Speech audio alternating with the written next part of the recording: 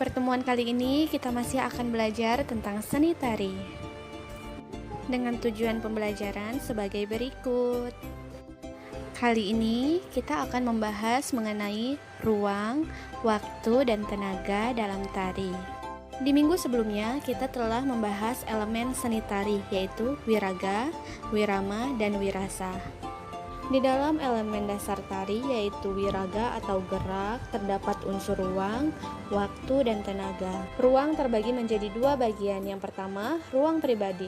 Ruang pribadi yaitu ketika penari melakukan gerak tanpa berpindah tempat. Yang kedua, ruang umum. Ruang umum yaitu ketika penari melakukan gerak dengan berpindah tempat. Waktu. Waktu merupakan satuan irama dan tempo yang dibutuhkan oleh penari untuk melakukan gerak. Nah, di dalam elemen waktu terdapat tempo. Tempo adalah cepat lambatnya gerak yang dilakukan oleh penari. Waktu dan tempo dibagikan menjadi dua. Waktu itu ada singkat dan lama, sedangkan tempo ada cepat dan lambat. Maka, apabila penari melakukan gerak dengan tempo cepat, maka waktu yang dibutuhkan semakin singkat. Begitupun sebaliknya, apabila penari melakukan gerak dengan tempo yang lambat, maka waktu yang dibutuhkan semakin lama. Tenaga. Tenaga adalah kekuatan atau energi yang dibutuhkan oleh penari untuk melakukan gerak. Tenaga juga terdiri dari tiga bagian. Yang pertama, intensitas gerak atau ketegangan gerak. Yang kedua, aksen gerak atau tekanan yang muncul akibat gerak yang dilakukan secara tiba-tiba. Yang ketiga, ada kualitas gerak atau penyaluran tenaga. Untuk memudahkan kalian memahami materi ini, Ibu akan mengaitkan dengan kehidupan sehari-hari. Contohnya, apabila kita akan berjalan dari dalam kelas menuju keluar kelas, artinya kita sedang bergerak. Kita lihat kemungkinan gerak kaki kita. Tentunya kaki kita akan melangkah lebar atau sempit, itu yang disebut dengan ruang. Kapan kita akan melangkah lebar?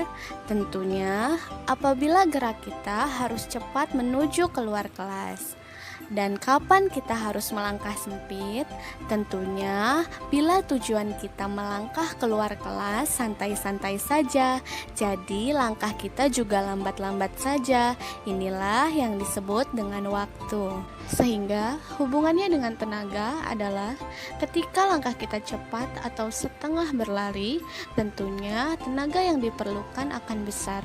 Begitupun sebaliknya, apabila kita melangkah lambat-lambat saja, tentunya tenaga yang kita perlukan juga akan sedikit. Nah, anak-anakku, poin pentingnya adalah kita akan bergerak dengan pilihan ruang yang luas atau sempit, waktu yang cepat atau lambat, tenaga yang bertenaga atau mengalun. Tentunya sangat tergantung pada tujuan kita melakukan gerak. Jadi, gerak kita akan otomatis menentukan ruang, waktu, tenaga sesuai dengan tujuan kita bergerak. Ibu harap kalian sudah paham apa hubungan antara ruang, waktu, dan tenaga pada sebuah gerak, khususnya pada gerak tari. Tentu hal ini sangat berkaitan karena ruang, waktu, dan tenaga itu disebut sebagai unsur dari gerak. Tidak ada ruang, tidak ada waktu, tidak ada tenaga, maka tidak akan ada gerak. Baiklah anak-anakku, sebagai penutup ada sedikit ungkapan sederhana dari Ibu.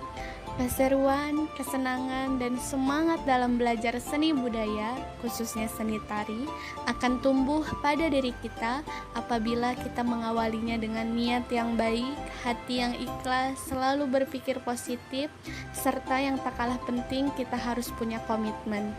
Siapa lagi yang akan bangga pada budaya bangsa kalau bukan kita sendiri sebagai anak bangsa?